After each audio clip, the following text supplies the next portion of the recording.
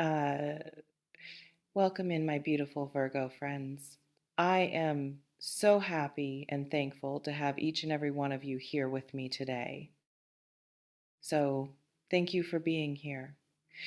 Wealth has a frequency, and something about your energy right now suggests you're beginning to vibrate at it, not because of magic or destiny or cosmic favor, but because of shifts happening inside you that create different possibilities outside you, changes in how you see yourself, changes in what you're willing to receive, changes in the actions you're taking or preparing to take that align with a version of your life that includes more abundance than you've known before.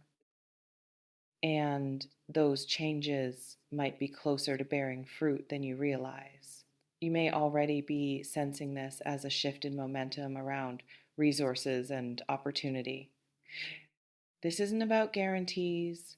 I'm not telling you that money is definitely coming or that wealth is inevitable. That would be irresponsible and untrue.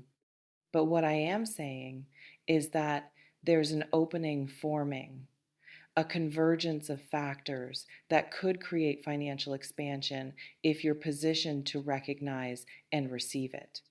And positioning yourself, preparing yourself, becoming someone who can hold more without sabotaging it or pushing it away. That internal work you've been doing, consciously or unconsciously, it matters. It creates the foundation for external change. Some of you might notice this as opportunities starting to appear more frequently. Not necessarily huge, dramatic opportunities, but smaller openings that feel aligned with your skills or interests. Conversations that lead somewhere unexpected. Connections that introduce you to possibilities you weren't aware existed. Ideas that keep recurring with increasing clarity and insistence. There is a sense that you've been operating under certain financial limitations for a while, constraints that shaped how you thought about money, how you made decisions, what you allowed yourself to want or pursue. And those constraints, whether they were about actual scarcity or inherited beliefs about what you deserved or could achieve, they created a ceiling, an invisible boundary that limited how much flow could reach you even when opportunities presented themselves. Um, and what might be shifting now is that ceiling, not because external circumstances have magically changed, but because something internal has loosened. A belief has been questioned, a pattern has been interrupted, a story about who you are and what's possible for you has been rewritten just enough that more becomes imaginable. And imagination, contrary to what we're taught, isn't frivolous. It's the first step toward manifestation. You have to be able to conceive of something before you can move toward it. This reflection invites you to consider what would need to shift in how you see yourself for greater financial abundance to feel natural rather than shocking.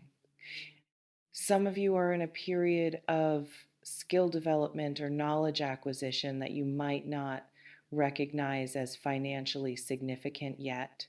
You're learning something, practicing something, getting better at something that feels meaningful, but not necessarily lucrative.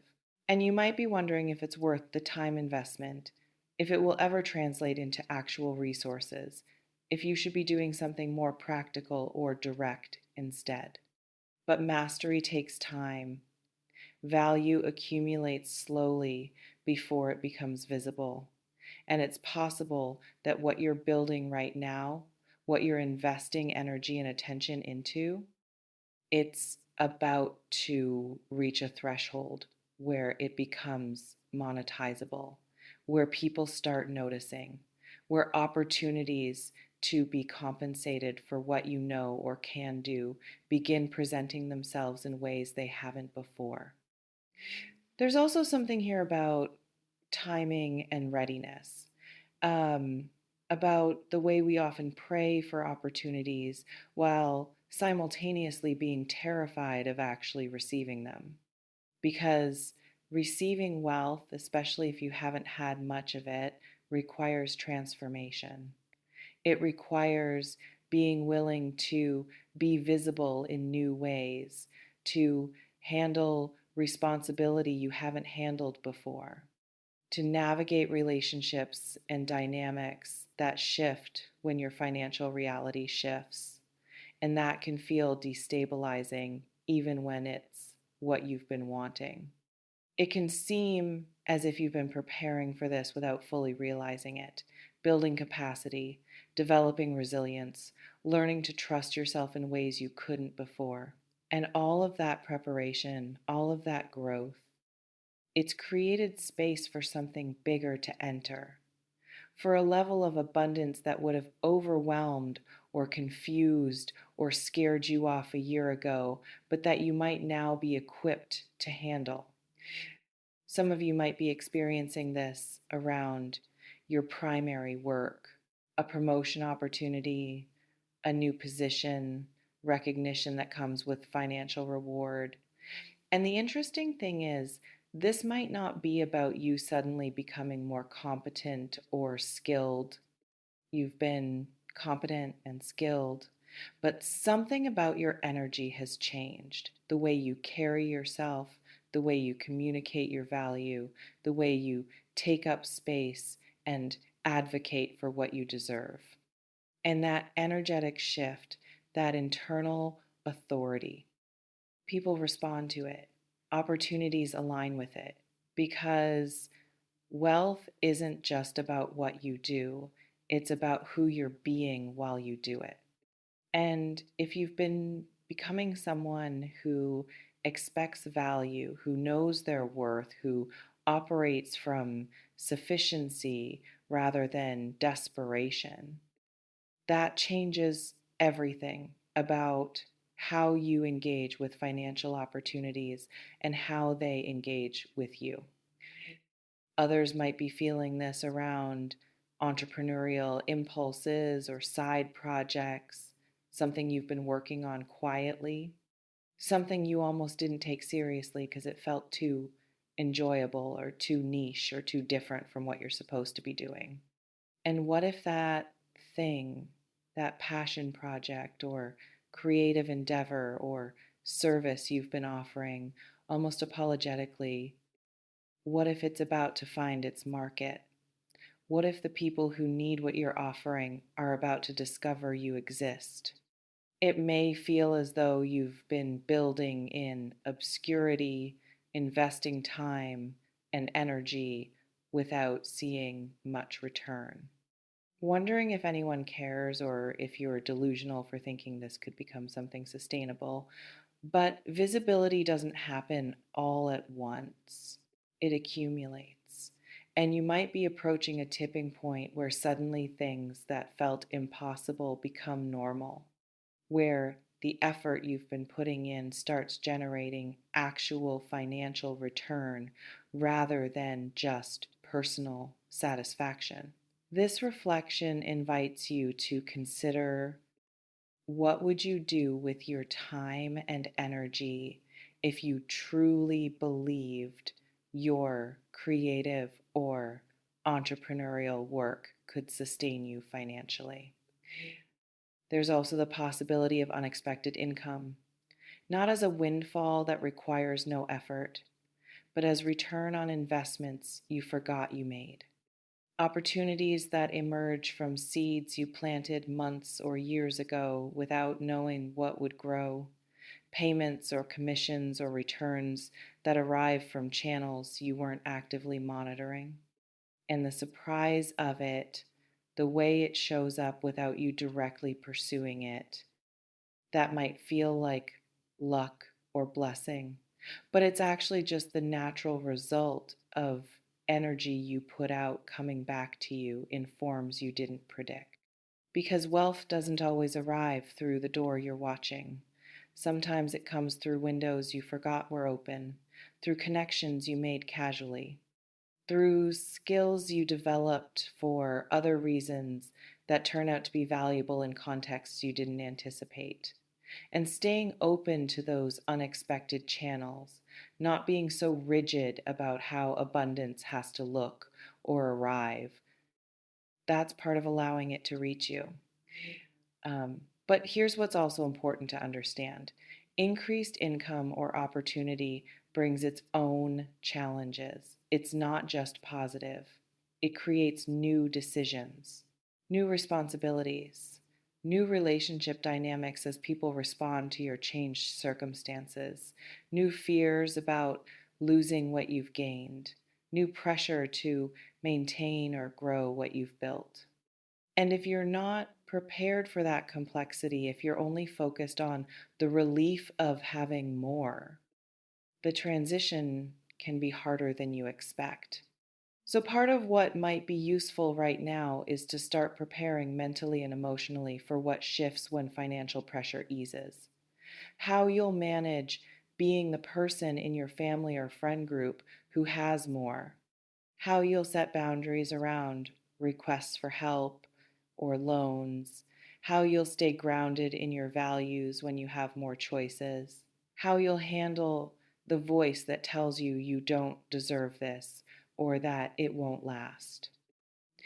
Some of you might also need to address your relationship with money itself, the stories you inherited about what money means, whether it's good or bad, spiritual or corrupt, something to pursue or something to transcend, because those stories, those deep beliefs about the morality or meaning of wealth, they create invisible barriers. They make you subconsciously reject or sabotage financial growth because accepting it would mean betraying some part of your identity or value system. And maybe part of what needs to happen before you can truly receive abundance is updating those stories, recognizing that money is neutral, that it amplifies who you already are rather than changing you into something you're not, that you can be wealthy and still be yourself, still care about the same things, still maintain your integrity and values, that those things aren't mutually exclusive unless you believe they are. This reflection invites you to consider: what belief about money or wealthy people would you need to release to allow yourself to become financially abundant without guilt? There's a practical side to this as well. Preparing for increased income means getting clear on how you'll manage it, whether you have systems in place, whether you understand enough about money management to make wise decisions, whether you're prone to spending emotionally or can maintain discipline even when you have more resources available. And if you don't have those things figured out yet, now might be the time to start educating yourself, to seek guidance, to develop the practical skills that match the opportunity that's potentially arriving. Because wealth that arrives without wisdom gets lost quickly, and you've worked too hard, grown too much to let opportunity slip through your fingers because you didn't have the container to hold it. So, building that container, developing those skills and systems and knowledge, that's not just practical, it's part of energetically signaling that you're ready, that you can be trusted with more. Some of you might be feeling resistance to even hoping for this, feeling like it's naive or setting yourself up for disappointment, feeling like you've been let down too many times by possibilities that didn't materialize to let yourself believe something could actually shift. And that protectiveness, that skepticism, it makes sense given what you've been through.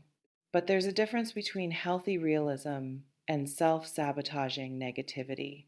Healthy realism says, I'll prepare, I'll position myself, I'll take the actions that make sense, and I'll see what unfolds without attaching my worth to the outcome. Self sabotaging negativity says, nothing ever works out for me. Why would this be different? I'm probably just delusional. Better not even try. And recognizing which voice is speaking in any given moment. That's crucial because one keeps you available to possibility while the other ensures you miss it even when it shows up. It may feel as though you're being tested right now, not by some external force, but by circumstances that are asking if you're really ready, if you can maintain faith without evidence, if you can keep taking aligned action even when you're not seeing immediate results, if you can invest in yourself and your growth even when it feels financially uncomfortable, and how you respond to those tests, whether you contract or expand, whether you give up or persist. That's creating your trajectory. Because abundance doesn't usually arrive to rescue people who've given up. It arrives to those who've been preparing for it, who've been saying yes to growth, who've been developing their capacity, who've been staying in motion even when the path wasn't clear. And if that's what you've been doing, even imperfectly, even with doubt and fear and uncertainty, you're positioning yourself exactly right. There's also something here about collaboration and support, about recognizing that you don't have to create wealth entirely alone, that there are people, systems, resources, opportunities that exist to support your growth if you're willing to seek them out and receive help. And maybe part of what's shifting is your willingness to not be self sufficient to the point of isolation, to ask for mentorship, to join communities, to invest in learning or support that accelerates your progress. Because the lone wolf approach to building wealth is exhausting and inefficient. And some of you have been doing it that way, not because it's best, but because you didn't know who to trust, or didn't feel worthy of support, or didn't want to be vulnerable enough to ask. But what if reaching out, connecting, collaborating, what if that's actually the key that unlocks the next level? What if the opportunity you've been waiting for comes through relationship rather than individual effort? This reflection invites you to consider who in your life or network might hold keys to opportunities you haven't accessed yet, and what keeps you from reaching out to them. Some of you might also be experiencing synchronicities around money, numbers that repeat, conversations where financial opportunity keeps coming up, resources appearing just when you need them. And while those aren't proof that wealth is guaranteed, they are worth paying attention to, because synchronicity is often feedback that you're aligned, that you're on a path that's resonating with something larger than just your individual will, that the universe or life or whatever intelligence moves beneath the surface, it's supporting your movement in this direction, and trusting those signs, following those nudges, taking the small actions that feel right even when you can't see the whole picture. That's how you cooperate with possibility rather than resisting it. That's how you stay in the flow rather than trying to force outcomes through sheer effort alone. Um, but I also want to be honest with you about something. Wealth doesn't solve everything. It removes certain kinds of stress and creates others. It opens doors and also reveals what was actually holding you back that had nothing to do with money. And if you're hoping that financial abundance will finally make you feel secure or worthy or enough, you might be disappointed because those things have to come from inside. Money can amplify them if they're already present, but it can't create them if they're not. So, part of preparing for potential wealth is also doing the internal work that ensures you'll actually be able to enjoy it when it arrives, that you won't just find new things to worry about, that you won't immediately create new forms of scarcity, that you'll be able to rest in sufficiency and appreciate what you have rather than always focusing on what you don't. There's a difference between wanting money and being ready for it. Wanting it is easy, everyone wants it, but being ready for it means you've developed the maturity to handle it, the wisdom to manage it, the boundaries to protect it, the generosity to share it appropriately, the groundedness to not let it change who you fundamentally are. And if you've been working on yourself, on your character and capacity and consciousness is less than hash zero, 5 hash is greater than, then you're not just wanting wealth, you're becoming ready for it. And readiness is what creates sustainable abundance because wealth that arrives to someone who's not ready tends to leave just as quickly. But wealth that arrives to someone who's prepared, who's built the internal and external structures to hold it, that tends to stay and grow. It may feel as though you're standing at a threshold, like you can sense something different on the other side, but can't quite see it clearly yet. Like the future you've been working toward is closer than it's been, but still requires faith to fully step into. And that threshold space, that liminal zone between what was and what's becoming, it's uncomfortable. It asks you to hold both possibility and uncertainty, to prepare without knowing for sure, to invest without guarantees. But that's where transformation happens, not in the comfort of what's known or the certainty of what's guaranteed, but in the risky, vulnerable, faith requiring space of not knowing exactly how it will unfold, but moving forward anyway. This reflection invites you to consider what one action could you take this week that would signal to yourself and the universe that you're ready for greater financial abundance. So, here's what I want you to take with you. Wealth might be closer than you think. Not because I can see the future, but because I can sense when someone's energy has shifted in ways that create different possibilities. And yours has. You're not the same person you were a year ago.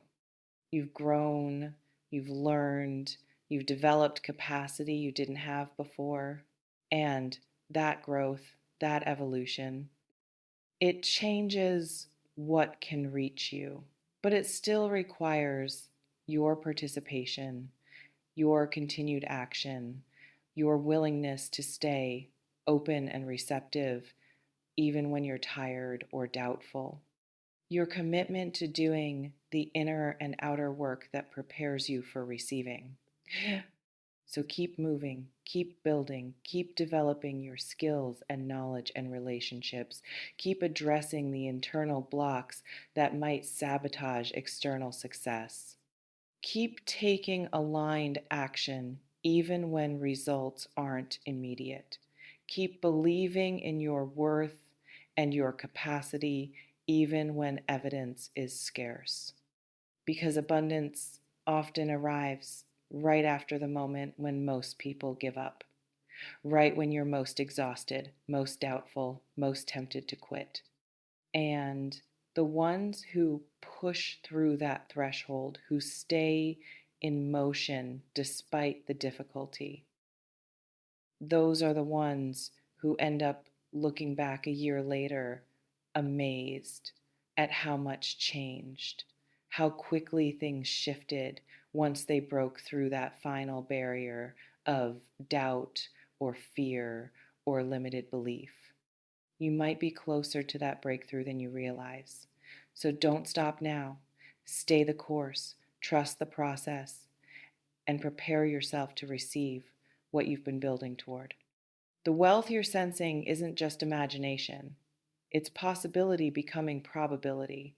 And with the right continued action and internal alignment, it could very well become your reality.